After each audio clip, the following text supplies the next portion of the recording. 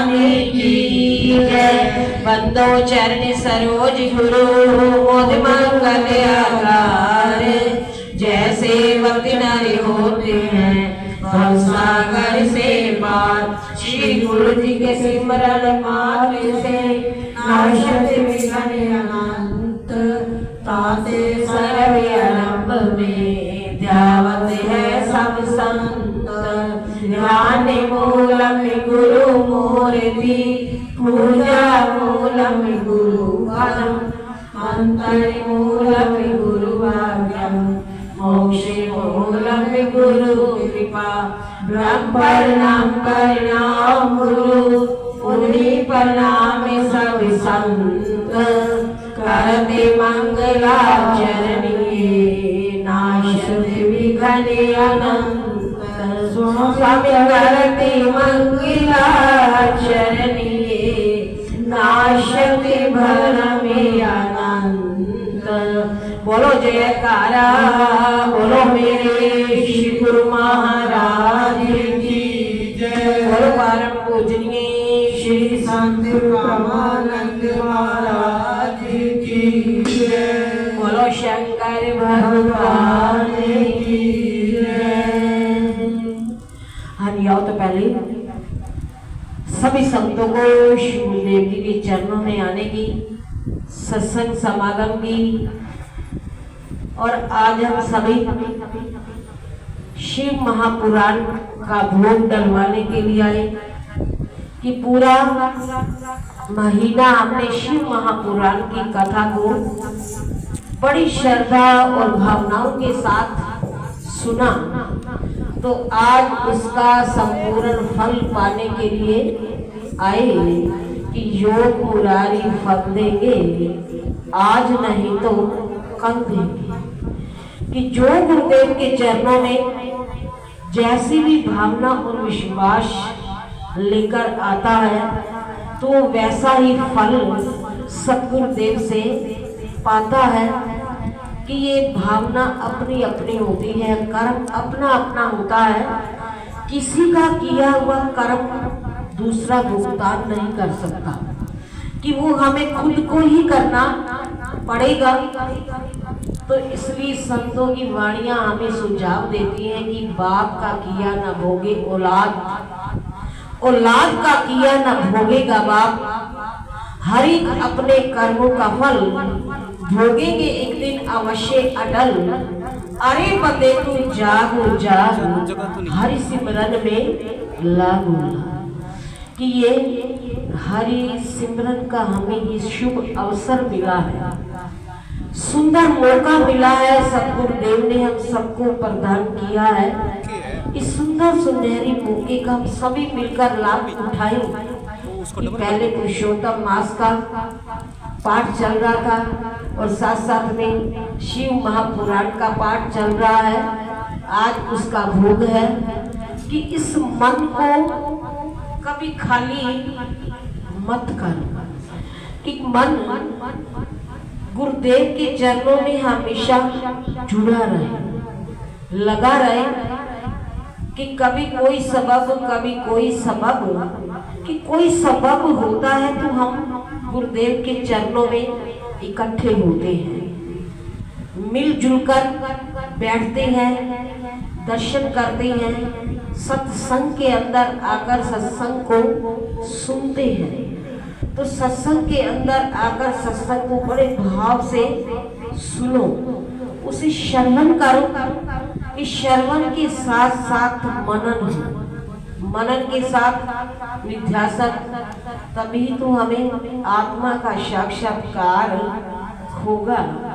केवल कहने कहने से हमें आत्मा का साक्षात्कार, अपने स्वरूप की पहचान नहीं हो सकती जब तक हम अपने आप की सोच ही नहीं करते, अपने आप को नहीं जानते कि मैं कौन हूँ, कहाँ मैंने जाना है, कहाँ मेरा ठिकाना है।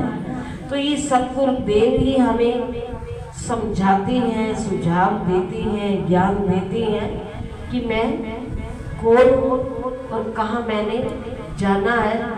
कि जिस सत्य वस्तु की पहचान करने के लिए हमें ये मनुष्य जन्म मिला, तो उस सत्य वस्तु की अगर हमने परख नहीं की कि झूठी झमेलों के अंदर, जग जंजालों के अंदर अपने मन को फंसाए रखेंगे, तो ये मन कभी काबू में नहीं होता, ये मन कभी संयम में नहीं होता। कि इस मन को अगर संयम में लाना चाहती है तो सत्संग द्वारा ही इसे रोका जाता है, संयम में लाया जाता है। कि शिव महापुराण की कथा हम रोज सुनते रहे ना। किसी को कोई याद है कि सत्संग कहाँ पर रखा था, कहाँ छोड़ा था? किसी को याद हो? कोई बहन, कोई भाई बता सकता है कहाँ पे कथा रखी थी, कौन सा प्रसंग चल रहा है? किसी को याद है?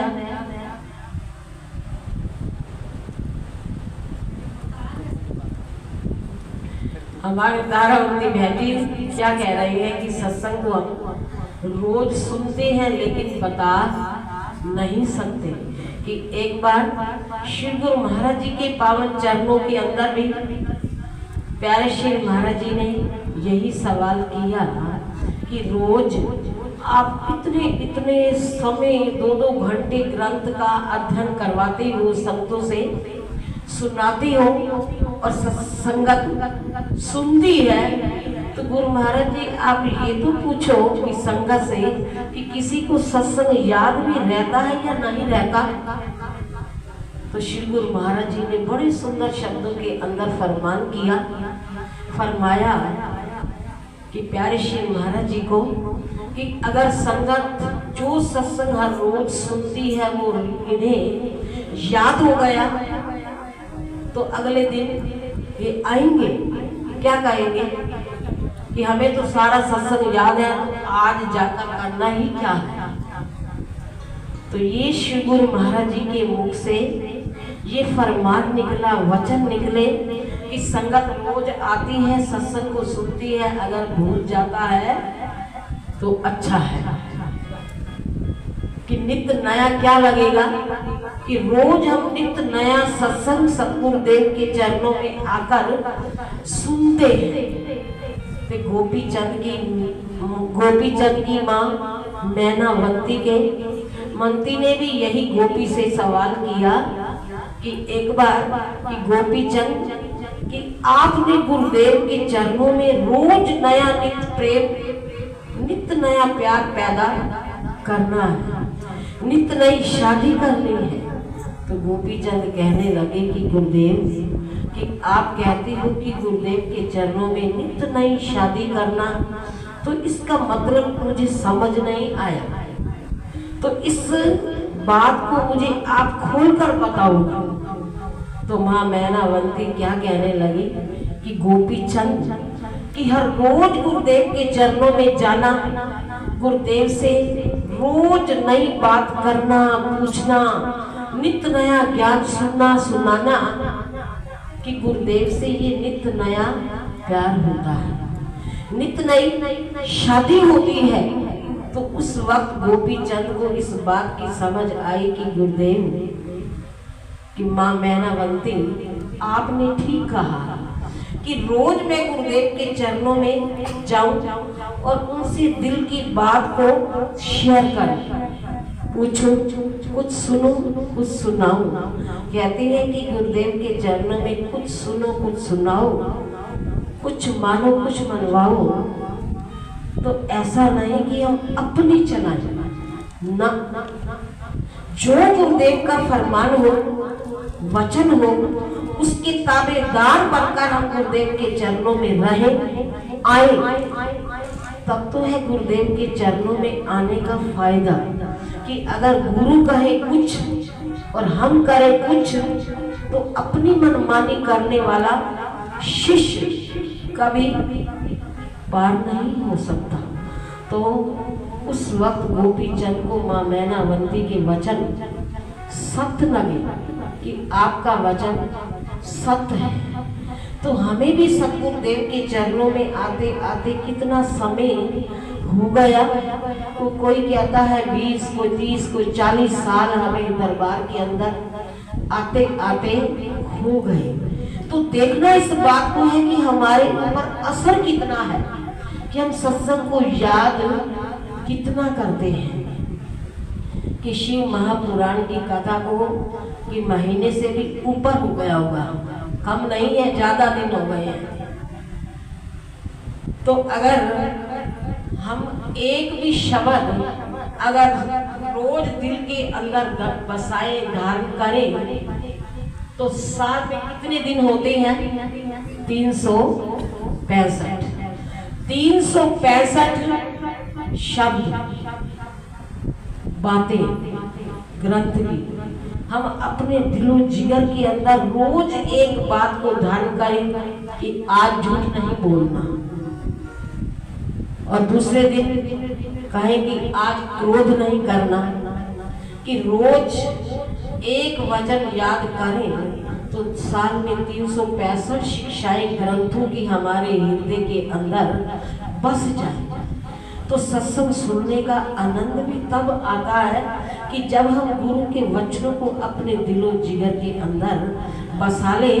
तो आओ अब भोग की और सभी बढ़ोगे। प्रसंग है कि मुनियों का मोक्ष। सूत जी बोले कि हे मुनियों, ब्रह्मा जी की बात सुनकर सभी ऋषि सुमेरु पर्वत पर सनत कुमार जी के पास गए। उस पर्वत पर एक सुंदर सरोवर के किनारे सनत कुमार मृग छाला बिछाकर अखंड समाधि में लीन होकर तपस्या में संलग्न थे। मुनियों ने उन्हें प्रणाम किया और बैठ गए। सनत कुमार जी ने नेत्र खोलकर ऋषियों को देखा और उनके आने का कारण पूछा। तो मुनियों ने उन्हें अपना वृत्तांत बताया। उसी समय भगवान शिव के प्रिय गण नंदीश्वर भी अनेकों गणों के साथ विमान पर बैठकर वहां पर आए। सनत कुमार जी तथा अन्य सभी ऋषियों ने उन्हें प्रणाम किया। नंदीश्वर ने अपनी कृपा दृष्टि से सभी मुनियों को देखकर मुक्ति दिलाई और शिवजी के दिव्य ज्ञान का उपदेश दिया कि जब उस पर्वत पर एक सुंदर सरोवर के किनारे सनत कुमार मृग छाला बिछाकर अखंड समाधि में लीन थे कि ना उन्हें ये पता था कि कोई आ रहा है और कोई जा रहा है। अखंड समाधि का मतलब क्या होता है कि समाधि में इतने लीन थे, इतने तन्मय थे कि उन्हें कुछ भी पता नहीं था कि इस समय हमारे पास कोई आया है या नहीं आया। तो मुनियों ने भी उन्हें जाकर बड़े भाव से प्रणाम किया और बैठ गए। सनत कुमार जी ने जब अपनी आंखों को खोला, ऋषियों को देखा और उनके आने का कारण पूछा, तो मुनियों ने उन्हें अपना वृत्तांत सब कुछ खोलकर बता दिया। तो उस समय भगवान शिव के प्रिय गण नंदीश्वर भी अनेकों गणों के साथ विमान पर बैठकर वहां पर आए। तो सनत कुमार जी तथा अन्य सब ऋषियों ने उन्हें बड़ी श्रद्धा और भावना के साथ प्रणाम किया, नमन किया।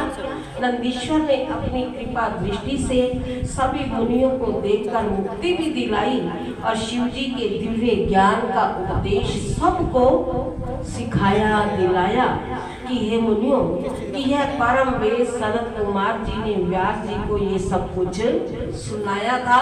कि हे मुनियों, ये सब कुछ सनत कुमार जी ने व्यास जी को कहकर सुनाया था। तो इसके बाद वेद व्यास जी ने यही परम ज्ञान मुझे प्रदान किया। अब यह ज्ञान मैंने आप तक पहुंचाया है। यह शिव पुराण सर्वोत्तम पुराण है कि इससे धर्म, अर्थ, काम और मोक्ष चारों फल प्राप्त हो जाते हैं। कि इसके बाद वेद व्यास जी ने यही परम ज्ञान हम सबको प्रदान किया और अब यह ज्ञान मैंने आप तक पहुंचाया है। तो यह शिव महापुराण सब पुराणों में सर्वोत्तम है, श्रेष्ठ है, उत्तम है।